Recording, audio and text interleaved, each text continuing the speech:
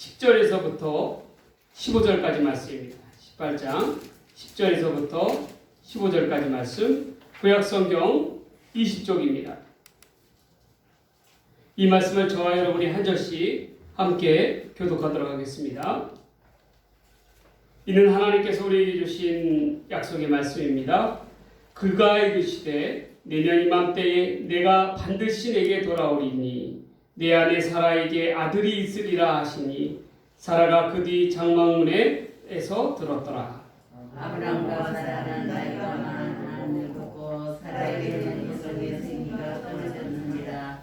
사라가 속으로 웃고 이르되 내가 노사하였고 내 주인도 늙었으니 내게 무슨 즐거움이 있으리요. 여호와께서 아브람에게 이르시되 사라가 이르기를 내가 늙었거늘 어떻게 아들을 낳으려 하느냐.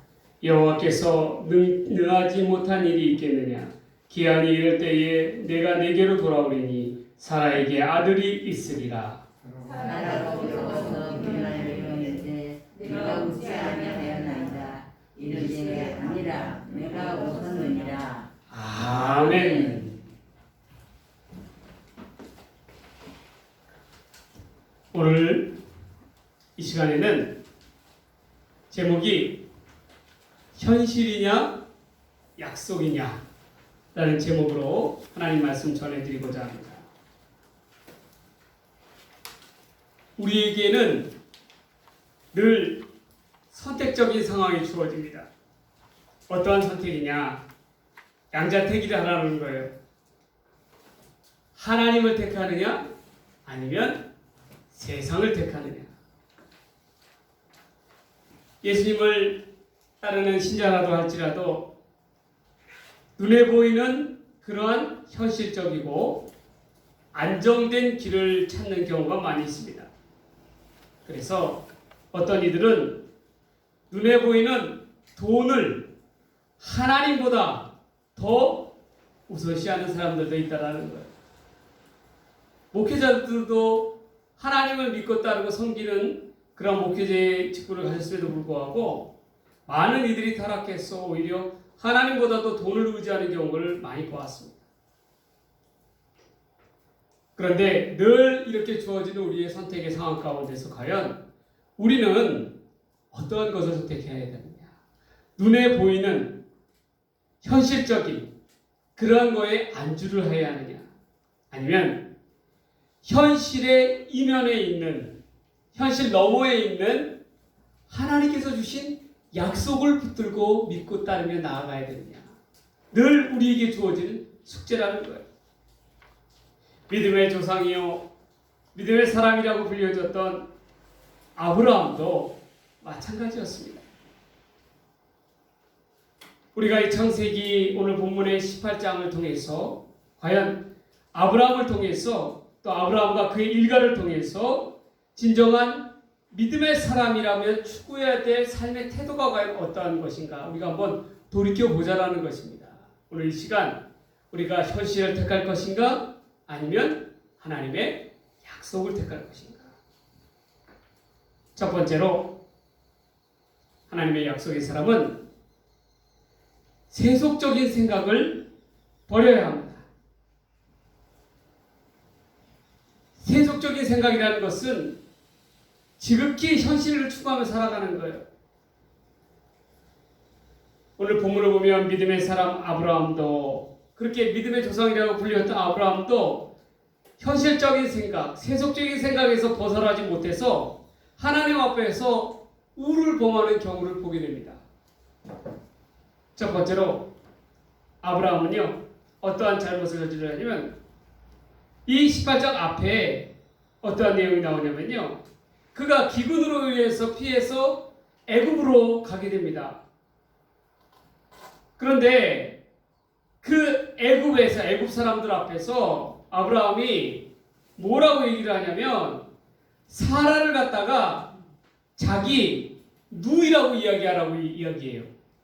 왜 그렇게 했냐면요 아리따운 사라를 보고 남편 아브라함을 죽이고 사라를 차지하려고 했던 이들이 있었기 까닭에 그 당시 애굽 땅에는 그럴 까닭에 아브라함이 생명을 보존하기 위해서 세상적인 꾀를 낸 거예요.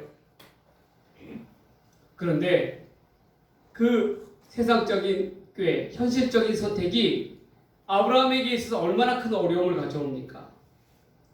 애굽의 왕이었던 바로가 이 사라의 아름다움을 보고 또 그가 아브라함의 누이라는 이야기를 듣고 아브라함과 어떻게 돼요? 이 친분을 얻기 위해서 결혼을 추진합니다. 그래서 사라를 자기의 아내로 맞으려고 하는 거예요. 그래서 왜냐하면 부인이 아니라 누이라고 했기 까닭에 그래서 바로가 아브라함에게 그 당시에 있어서 상당한 재물을 주면서 그 대가로 사라를 데리고 갑니다. 자기의 왕궁으로. 여러분, 이때에 아브라함이 겪었던 이 참담함이 어떠했겠어요? 눈앞에서 자기의 부인을 갖다가 어떻게 됩니까? 빼앗기는 거 아니겠습니까? 바로에게. 얼마나 그 마음이 오매불망하겠어요? 이때에 이 아브라함의 큰 현실적인 선택, 이 세상적인 꾀의 대가가 얼마나 컸습니까? 그러나 이때에도 하나님께서 개입을 해주셔요. 그래서 어떻게 합니까? 바로의 집에 재앙이 내립니다. 바로가 그 재앙의 원인을 찾아보니까 다름 아닌 사라였던 거예요. 사라가 내 집안에 들어온 이후로부터 이러한 재앙이 나타났다는 거예요. 그래서 나중에 알아보니 사라는 아브라함의 누이가 아니라 아내였던 것입니다. 그래 어떻게 했겠어요? 바로가 화들짝 놀라가지고 어떻게 이거는 하나님의 징벌이다라고 깨닫고 어떻게 합니까? 그 즉시 아브라함을 불러서 아브라함을 질책합니다. 너는 왜 나의 앞에서 거짓말을 하였느냐? 그러면 어떻게 합니까? 이 사라를 그 즉시 아브라함에게 돌려주고 그에게 상당한 재물도 다시금 뺏는 것이 아니라 그대로 가지고 애굽 땅을 떠나라라고 그렇게 명합니다. 여러분, 아브라함이 믿음의 조상인 아브라함도 이랬다라는 거예요. 현실적인 고난 앞에서 이런 선택 가운데서 세상적인 선택 가운데서 결국 그 결과는 엄청난 집안에 어떻게 됐어요? 재앙을 불러일으켜 왔다는 거예요. 또한 아브라함의 이런 가운데 세상적인 생각을 통해서 우를 범한 이가 또 있습니다. 바로 아브라함의 조카 롯이었어요. 롯은 삼촌 아브라함에게 어떻게 합니까? 좋은 땅을 양보하지 않았어요. 이 롯의 식구들이 점점 불어나고 아브라함의 식구들이 불어나니까 땅은 한정돼 있고 그래서 아브라함이 분가를 하려고 그렇게 하였습니다. 그래서 조카 롯에게 뭐라고 하냐면 너는 좌하면 내가 우하고 내가 우하면 내가 좌하리라 라고 이야기했어요. 그랬더니 롯은 어떠한 땅을 선택하냐면요, 보기 좋은 땅, 마치 에덴 동산과도 같이 애굽의 땅과도 같이 풍요로운 땅을 선택합니다. 그 땅이 동쪽 땅인데 바로 소돔의 땅이었어요. 여러분, 소돔 땅은 뭐가 기억납니까? 소돔과 고모라에서 있던 그 사건처럼 악인들로 들끓었던 그러한 도시였다는 거예요. 결국 자기 눈에는 보기 좋았던 그러한 땅이었지만 어떻게 했습니까? 에덴 동산과도 같이 딴 그러한 땅이라고 생각했지만 죄인들이 거주한 땅이었다는 거예요. 타락한 땅이었다는 거예요. 나중에 불유황으로 하나님으로부터 심판을 받게 되죠. 아브라함이 선택한 그 땅은 어떠한 땅입니까? 눈에 보이는 척박한 땅이었어요. 눈에 보이기에 척박한 땅이었다는 거예요. 그런데 하나님은요, 아브라함이 택한 그 땅을 젖과 꿀이 흐르는 땅이라고 표현하셨습니다. 이는 하나님이 바라보는 시각과 인간이 바라보는 시각이 다르다는 거예요. 왜 이 땅이 젖과 꿀이 흐르는 풍요로운 땅이라고 하나님께서 얘기하셨냐면 그 땅은 현실적으로는 척박한 땅이었어요. 그러나 어떻게 했습니까? 하나님께서 함께 하시는 거하시는 땅이기 까닭에 그 땅은 좋은 땅이었다는 것입니다. 여러분, 이처럼 우리 성도들이 택해야 되는 것은요, 눈에 보이는 것을 갖다가 택해서는 안 됩니다. 어떠한 것이 좋은 것입니까? 하나님께서 함께 하시는 것. 그것만큼 좋은 것이 없다는 거예요. 하나님께서 우리 삶 가운데 함께 하시는 것이 최우선이라는 것입니다. 롯이 바라본 그런 땅을 향해서 바라본 시각과 하나님께서 바라본 시각이 달랐다는 거예요. 롯은 인간적인 세속적인 생각 가운데 사로잡혀서 삼촌임에도 불구하고 자기를 여태껏 먹여주고 입혀주고 함께해주고 보호해주었던 보호자였던 아버지와 같았던 그 아브라함을 두고 어떻게 해요? 양보하지 아니하고 어떻게 합니까? 자기가 세속적인 생각과 욕심을 가지고 나아갔을 때 어떻게 됐어요? 결국에는 불유한 가운데 재앙 가운데로 나아갈 수밖에 없었다는 거예요. 여러분 꼭 기억하십시오. 여러분들의 삶 속에서도 가장 중요한 것은 하나님께서 여러분들의 삶 속에 함께 하시는 것이 무엇보다도 가장 중요하다라는 점을 꼭 기억하시기 바랍니다. 이제 또 마지막으로 아브라함과 사라가 저질렀던 공통적인 잘못이 있어요. 그것은 뭐냐면 바로 아들 이삭에 대한 사건입니다. 하나님께서 내게 별과 같이 많은 자손들을 주리라고 하나님께서 약속하셨잖아요. 근데 어떻게 했습니까? 믿음의 조상이었던 아브라함에도 불구하고 그것을 참고 인내하며 견뎌내지 못했다라는 거예요. 그리고 어떻게 했어요? 인간적인 생각, 현실적인 생각을 가지고 그 당시에 누구나 같이 했던 어떻게 해요? 첩을 들였다는 거죠. 그것도 사라의 종이었던 하갈을 어떻게 됩니까? 아브라함의 첩으로 넣었습니다. 자기가 아이를 못 가지니까 나이가 많음으로 인해서 나는 여자로서 생리가 끝났고 그러한 까닭에 현실적으로 눈으로 봤을 때는 아이를 갖는다는 것은 불가능하다라는 거예요. 그러한 까닭에 어떻게 했습니까?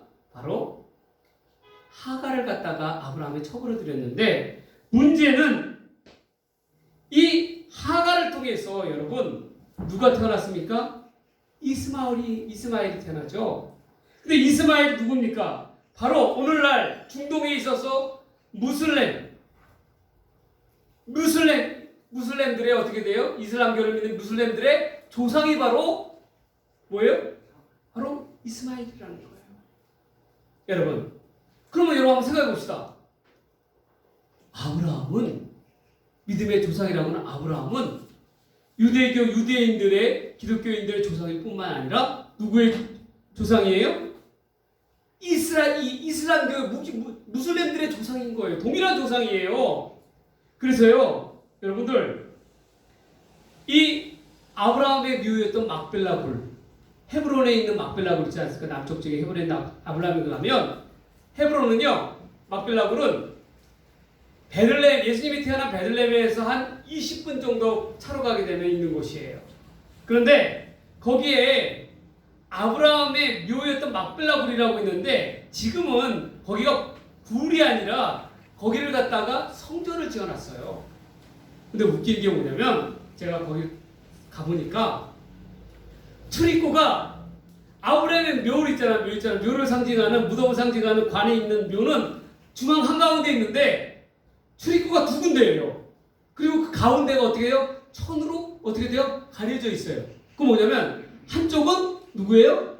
무슬림들이 들어오고 한쪽은 어떻게 돼요? 유대인들 기독교인들이 들어오고. 왜? 조상이 같으니까. 아브라함이니까. 여러분, 그 다음 생각해 보세요. 이 무슬림들이 지금도 얼마나 유대인들 기독교인들 가운데 얼마나 핍박을 하고 정말 가시와 같은 노릇을 합니까? 거친 돌의 노릇을 합니까? 이때에 아브라함이 정신 차려서 하나님의 약속을 믿고 끝까지 따랐다면 어떻게 됐어요? 무슬림들은 이 땅에 존재할 수가 없었던 거예요. 근데 어떻게 됐어요? 그들이 아브라함과 사라가 인간적인 생각을 가지고 나아갔을 때 어떻게 됐습니까? 결국엔 이러한 자손들이 어떻게 돼요? 해를 입게 되는 그러한 결과가 왔다라는 거예요. 여러분, 우리는 이 앞서 이 세 가지의 유형을 보면서 우리 앞에 놓여진 선택적인 상황을 보게 됩니다. 뭐 남들도 다 그렇게 첩을 들이고 그러는데 뭐 남들 안 하면 뭐 항상 뭐라고 하겠는가? 그렇게 이야기할 수 있어요. 그러나 인간적인 생각, 세속적인 생각, 현실적인 눈을 가지고만 나아가려고 살아가려고 한다 그러면 결국 하나님과는 멀어진다라는 사실을 여러분 기억하시기 바랍니다. 특별히 하나님의 약속, 우리는 약속의 백성이라고 하잖아요. 하나님과의 약속과는 더더욱 멀어지는 거예요.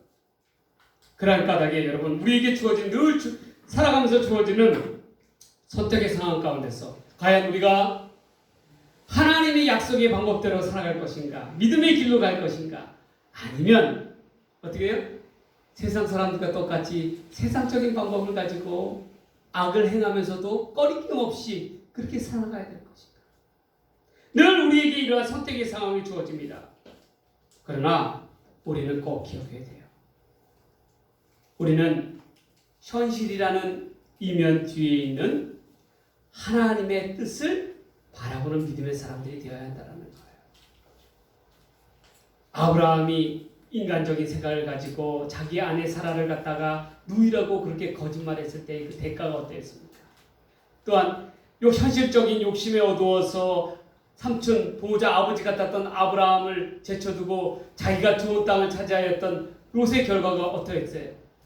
그리고 하나님의 약속을 끝까지 믿고 따르지 아니함으로 말미암아 결국 이 이스마엘을 낳음으로 인해서 그 무슬림과 유대인들 간의 그러한 갈등이 조장될 수밖에 없었던 그 현실적인 그러한 상황들 어떠했겠어요? 여러분 우리는 꼭 기억해야 합니다. 세속적인 생각을 버리십시오. 세속적인 생각을 버려야 우리는 하나님의 약속의 백성들이 될 수가 있습니다. 눈에 보이는 현실적인 것에 휘둘려서 살아가는 것이 아니라 현실 너머에 있는 하나님만을 바라보며 나아가는 삶이 되기를 주의 이름으로 간절히 축원합니다. 축원합니다. 두 번째로 우리가 하나님의 약속을 따르기 위해서는 하나님의 약속을 믿어야 한다는 거예요. 하나님의 약속을 믿어야 하는 조건이 있어야 합니다. 아브라함에게 천사 셋이 찾아옵니다. 하나님의 사자들이지요. 그리고는 아브라함이 뭐라고 이야기합니까? 내게 아들이 있으리라 라고 그렇게 이야기해요. 이런 하나님의 약속에 대해서 말씀에 대해서 아브라함이 어떻게 반응을 합니까? 앞장 17장 17절에 보면 뭐라고 얘기하면 엎드려서 그가 어떻게 돼요? 웃었다라고 이야기하고 있어요. 이야, 약속의 조상인 아브라함도요 엎드려서 웃었다라고 이야기하는 거예요. 왜 그랬습니까? 왜 웃었습니까? 자기의 나이가 100세 이미 이스마엘이 장성을 했어요. 그리고 사라는 90세예요. 그런데 어찌 이 태가 끊긴 사라가 아이를 출산할 수 있으리요라고 이야기하면서 그 뭐라고 얘기한지 아십니까? 이 아브라함이 그저 이스마엘이나 있는 이 아들 이스마엘이나 하나님 앞에서 복을 누리며 살기 원합니다 라고 그렇게 대답을 합니다. 또한 아내 사라는 어떻게 이야기해요? 18장 오늘 본문의 12절에 보면 속으로 웃었다라고 이야기합니다. 속으로 웃었다.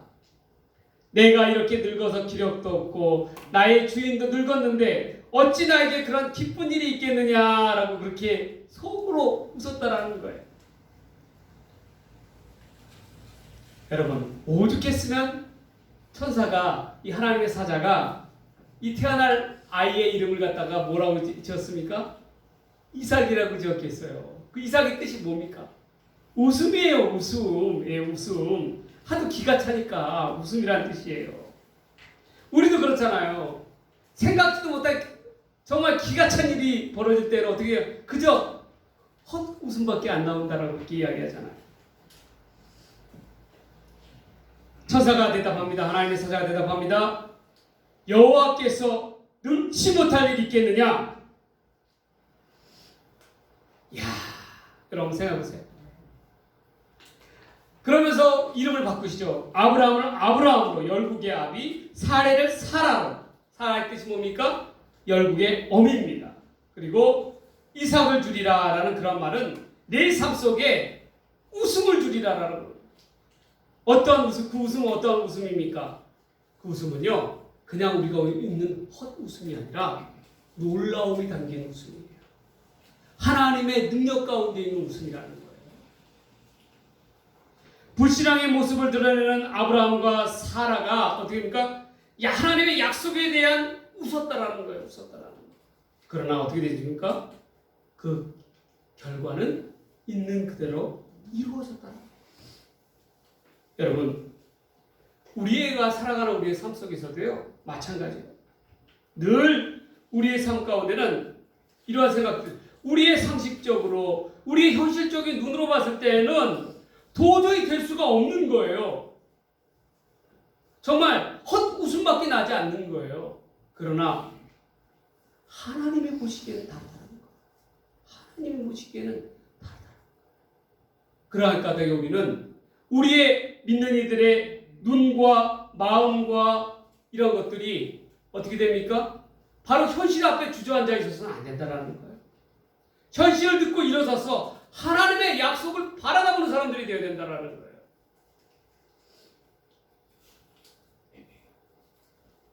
여러분, 여러분들이 잘 아시다시피 이스라엘 백성들이 가나안 땅에 들어가서 어떻게 합니까? 가나안 동편 땅에 이 서편 땅에서 어떻게 합니까? 서편 땅을 향해서 정탐꾼들을 보내죠. 그렇죠?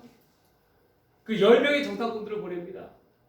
그런데 대다수의 정탐꾼들은 뭐라고 보고를 하냐면 그것은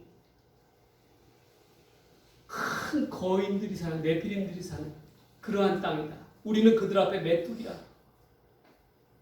공포 가운데 질려서 이야기합니다. 그러나 여호수아와 갈렙은 오히려 기뻐하였다라는 거예요. 저들은 우리의 밥이다라고 이야기합니다. 밥이다. 왜 그렇게 이야기할 수 있었어요? 바로 그들은 하나님의 약속을 바라다 보았기 때문에 그래요. 나중에 특별히 이 갈렙이요, 나이가 85세였습니다. 85세면 얼마나 우리 가운데서 얼마나 백발의 노인이었겠어요. 그럼에도 불구하고 갈렙이 뭐라고 얘기한지 아십니까? 여호수아한테 저 산지를 내게 주소서. 내가 가서 점령하겠나이다. 다른 사람들은 다 꺼려요. 왜 그랬습니까? 갈렙이 가려고 하는 땅은 헤브론이. 헤브론은 방금 아브라함의 묘지가 있는 땅인데 산지예요. 높은 산지예요. 거기에는 거인들이 사는 지역이에요. 누구라도 가기 싫어하는 곳이에요. 그런데 이 나이 많은 누구예요? 갈렙이 뭐라고 얘기합니까? 저 산지를 내게 해주소서. 내가 가겠나이다 라고 이야기합니다. 결국 어떻게 돼요? 갈렙이 그 헤브론을 정복을 합니다. 그리고 하나님께서요, 그 헤브론 땅을 축복하시잖아요. 훗날 이 헤브론이요, 도피성이 세워집니다. 헤브론이. 그 도피성이라는 건 뭐예요? 죽을 수밖에 없는 사람을 살리는 땅이 되었다라는 거예요. 그 아무리 큰 죄인이라 할지라도 이 도피성 안으로 들어가면요, 어떻게 돼요? 치유의 복권 지역이 되는 거예요. 그래서 함부로 사람을 잡아다가 죽일 수가 없는 거지. 그것이 바로 도피성이에요. 왜? 하나님께서 도피성으로 지정해 놓은 거다. 사람이 살아가다 보면 부지부식간에 사람을 고의가 아니게 죽일 수 있는 경우가 있잖아요. 그럴 경우에 어떻게 돼요? 이 사람은 도피성으로 도망갔다는 거예요. 사람을 살리는 땅을, 축복의 땅을 갖다가 주신 거예요. 여러분, 우리가 갈렙을 보면서 무엇을 알 수가 있어요? 사람들은 눈에 보이는 현실에 좋은 것을 원하기를 원해요. 안정된 것을 원하기를 원해요. 그러나 믿음은요, 절대로 안정이라는 것이 없습니다. 믿음은 뭡니까? 도전이에요. 어떠한 도전이요? 세상에 대한 도전이에요. 현실에 대한 도전이에요. 이를 듣고 일어서는 것에 대한 도전이에요. 여러분, 그것을 잊지 마십시오. 우리 믿음의 사람들 가운데 안정이라는 것은 없어요. 오직 하나님 이외에는 안정이라는 것은 없어요. 세상 가운데서 안정을 찾을 수가 없습니다. 그러나 믿음은 우리가 생각하기에 불가능하다 여기는 것도 가능하게 만드는 것이 바로 하나님의 뜻이라는 거예요. 실패를 성공으로 이끄는 힘, 하나님의 능력일 줄 믿습니다. 상식을 기적으로 바꾸는 것이 하나님의 능력이에요. 여러분, 하나님의 능력을 믿으시기 바랍니다. 쉬운 길, 편한 길, 안정된 길만을 찾아서는 안 돼요.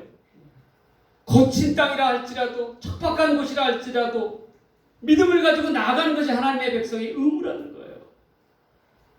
우리 하나님의 약속을 붙드시는 저와 여러분 되기를 간절히 바랍니다. 아멘. 여러분, 저는 이렇게 생각해요. 우리 다산교회도요, 하나님께서 뜻하심이 있다고 봐요. 아멘. 그렇지 않고서는 하나님께서 이곳으로 우리 가운데 이를 불러주신 까닭이 없는 거예요. 하나님께서 분명한 까닭이 있을 까닭에 하나님께서는 부르시는 거예요. 그리고 이것 가운데서 우리 교회 가운데서 놀라운 일을 하실 겁니다. 저는 그렇게 믿어요. 확신합니다. 우리가 지금 비록 어려운 그러한 시련 가운데서, 고난 가운데서, 힘든 가운데서 누가 보기에는 그렇죠. 왜 저렇게 고생길을 걸어갈까? 그렇게 생각, 좀 더 편한 길도 있는데 그렇게 생각할 수가 있을 거예요. 그러나 저는 그렇게 생각하지 않아요. 최근에 어떤 분이 이런 제안을 해왔어요. 어떤 분은 뭐냐면, 조 목사님은 나이가 있으니까 다른 큰 교회에다가 한번 원조를 서류를 내보내라는 거예요. 여러모로 유리하겠다라고 이야기하더라고요. 왜냐하면 나이도 있고 학교도 그래도 괜찮은 데 나왔고 또한 여러 가지 조건들이 괜찮다라는 거예요. 특별히 나이가 딱 교회들이 원하는 그런 나이라는 거예요. 그런데요, 제가 어떻게 했냐면 그 이야기를 듣고 그냥 웃었어요. 쓴 웃음을 지었어요. 왜냐? 그것은 제가 있어야 될 것이 아니기 때문에 그렇습니다. 하나님께서는 저를 이 다산교회로 부르셨잖아요. 저는 어떠한 일이 있어도 이 다산교회와 함께 할 것이고 끝까지 목회를 그만두는 그날까지 다산교회와 함께 할 것입니다. 그러한 까닭에 다른 데 눈을 돌려볼 필요가 없는 거예요. 왜? 이것은 하나님께서 내게 주신 산지이기 까닭이거든요. 갈렙에게 주신 헤브론가드 같은 그러한 땅이에요. 사람을 살리는 땅, 도피성가드 같은 그러한 교회인 까닭에 저는 이것을 저버려 두고 어딜 가겠습니까? 제가. 여러분, 현실적인 눈으로 봤을 때는 어려움만 있는 그러한 곳이지만 그러나 우리는 어떠한 사람들이라고요? 하나님의 약속을 믿는 사람들이에요. 하나님은 하나님의 약속 가운데 나아가면 어떻게 됩니까? 실망함이 없어요. 반드시 하나님께서 우리 가운데 축복하여 주시고 창대케 하여 주시는 은혜가 있을 줄 믿습니다. 여러분, 이를 믿으셔야 돼요. 여러분, 기대하세요. 하나님께서 과연 우리 교회를 통해서 어떻게 역사하실 것인가? 어떻게 이 지역의 구원의 방주로서의 사명을 감당하게 하실 것인가? 여러분, 기대하세요. 저는 이런 생각을 늘 많이 합니다. 요즘 들어서 목회는 내 머리로 하는 게 아니구나. 절대로 사람 머리로 하는 거 아니에요. 그러면 실패해요. 하나님께서 함께 해주셔서 인도해 주셔야 돼요. 그럴 때 하나님께서 보다도 좋은 길로 우리를 인도하여 주시는 거예요. 지혜로운 사람은 그것을 믿고 따라가는 사람입니다. 그러한 까닭에 우리는 약속의 백성이 될 수가 있어요. 바로 눈앞에 있는 현실만을 바라다보지 않는 거예요. 현실의 이면에 있는 하나님의 더 큰 뜻, 그것의 약속을 바라다보는 사람입니다. 그러한 까닭에 우리 다산교회 성도들은 무엇보다도 하나님의 약속을 믿고 따르며 나아가는 저와 여러분의 삶이 되기를 주의 이름으로 간절히 소망합니다. 소망합니다. 마지막 세 번째로요, 우리가 하나님의 약속을 따르기 위해서는 온전한 순종을 통하여 기쁨을 택해야 한다는 것입니다. 여러분, 온전한 순종은 어떠한 순종이냐면, 따라해봅시다. 다 따라해보세요. 오롯이 순종. 오롯이 순종. 여러분, 오롯이라는 말 들어봤어요? 국어사전에 오롯이라는 뜻은요, 모자람이 없이 온전하게, 고스란히 라는 그런 뜻이 있어요. 우리는 어떤 순종을 하나님 앞에 드려야 되냐면 오롯이 순종을 드려. 온전한 순종을 하나님 앞에 드려야 돼요. 그저 선택적인 그러한 순종이 아니라는 거예요. 하나님의 약속을 믿었습니까? 우리를 향한 하나님의 약속을 믿었어요? 그럼 우리는 오롯이 순종해야 돼요. 참고 인내하면서 하나님의 뜻을 우리의 삶 속에 이루어지기를 기다려야 한다는 거예요. 여기까지 하겠습니다. 이 부분까지만 할게요. 라는 제한적인 순종을 들여서는 안 됩니다. 우리의 상식을 가지고 하나님의 그런 능력을, 하나님의 뜻을 제한해서는 안 된다는 거예요. 오늘 본문의 아브라함을 보세요. 어떻게 했어요? 아브라함이 어떻게 했습니까? 100세에 내게 아들을 주리라 했는데 어떻게 했습니까? 웃었다라고 했잖아요. 사라도 어떻게 됐습니까? 속으로 웃었다라고 했잖아요. 그건 뭐예요? 하나님 자신의 그러한 인간적인 생각을 가지고 현실적인 눈으로 바라보고 하나님의 능력을 제한했다라는 거예요. 그런 온전한 오롯이 순종을 하나님 앞에 드리지 않은 거예요. 여러분, 하나님의 우리가 약속을 믿었다라고 한다면요, 우리는 반드시 순종의 열매를 맺어야 합니다. 끝까지 하나님의 약속을 믿고 따라가야 하나님의 약속의 백성들이 될 수가 있는 거예요. 우리의 삶 가운데는 늘 어떠한 유혹이 따르냐면 선택적인 순종을 하려고 합니다. 여기까지만 제한적인 순종을 하려고 하는 경우가 너무나도 많아요. 하나님, 내 삶 속에 여기까지만 하나님께서 터치해 주시고 나머지는 하지 마십시오. 나머지 제가 알아서 하겠습니다.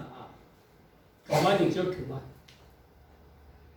여러분, 우리가 왜 하나님 앞에 오롯이 순종을 못 드리냐면 우리의 마음속에는 하나님도 좋고 세상도 놓치기 아까운 양다리적인 그러한 신앙의 성격을 갖고 있기 때문에 이는 곧 하나님을 섬기지 않고 어떻게 돼요? 세상과 타협하겠다라는 그러한 뜻이에요. 그러나 기억하십시오. 신앙이라는 것은요, 하나님만을 따르겠다라, 어떤 경우에 있어서도 하나님만을 따르겠다라는 선택과 결단입니다. 우리의 상식에서 벗어나다 할지라도, 도저히 이해가 되지 않는다 할지라도, 그러나 하나님이 주신 약속의 말씀만을 믿고 따라 나가겠다라는 것, 그것이 바로 오로지 순종하는 순종의 태도라는 것. 여러분들의 삶의 삶 가운데서요, 반드시 늘 선택의 상황이 주어질 것입니다. 과연 나는 어떻게 될 것인가? 하나님의 방법을 따를 것인가? 아니면 세상적인 방법을 따를 것인가? 아니면 하나님도 아닌 세상도 아닌 둘 다 양다리를 거칠 것인가? 그러나 그것은 불신앙의 모습입니다. 하나님 앞에 오롯이 순종하는 모습이 아니에요. 하나님의 약속을 믿었다면 그 약속에 따라서 온전히 기쁨으로 하나님 앞에 순종할 수 있는 우리의 삶이 되어야 합니다. 그런 삶의 모습, 태도를 우리 하나님께서 보셔요. 여러분, 믿음의 사람들입니까? 내가 생각하기에 하나님 앞에서 믿음의 사람이라고 생각하십니까? 그렇다면 하나님 앞에 오롯이 순종할 수 있는 저와 여러분들의 삶의 태도가 되기를, 모습이 되기를 주의 이름으로 간절히 소원합니다. 소원합니다. 기도하겠습니다. 하나님 아버지, 감사합니다. 우리는 눈앞에 보이는 현실 앞에 주저앉아 있는 것이 아니라 현실 너머에 있는 하나님의 거룩한 뜻, 하나님의 약속을 바라보며 나아가는 자들 되게 하여 주시옵소서. 하나님의 약속을 온전히 믿고 오롯이 순종함으로 말미암아 하나님 앞에 영광을 나타내는 귀한 믿음의 백성들 되게 하여 주시옵소서. 이 모든 말씀 우리를 사랑하시는 예수님의 이름으로 간절히 기도 드리옵나이다. 아멘.